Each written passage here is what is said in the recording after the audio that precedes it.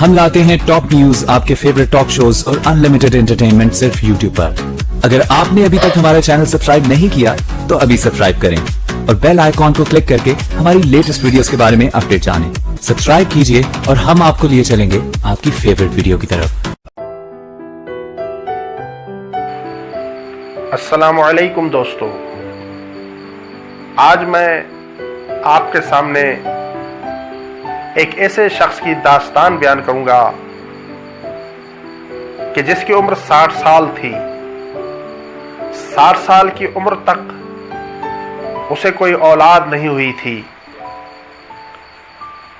اسے حسرت تھی کہ کاش میں صاحب اولاد ہوتا، کاش میری بھی کوئی اولاد ہوتی۔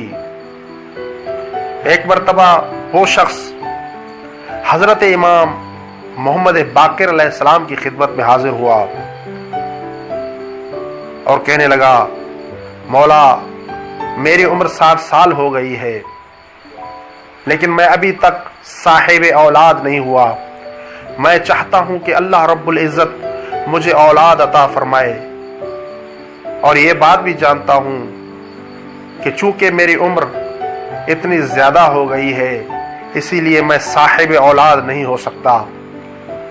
حضرت امام محمد باقر علیہ السلام نے اس شخص سے فرمایا، اے شخص، تم 3 دن تک نماز عشاء اور نماز فجر کے بعد 70 مرتبہ سبحان اللہ، 70 مرتبہ استغفر اللہ، اور پھر اللہ رب العزت کے اس فرمان کی تلاوت کرو۔ فقلت استغفروا ربكم إنه كان غفارا يرسل السماء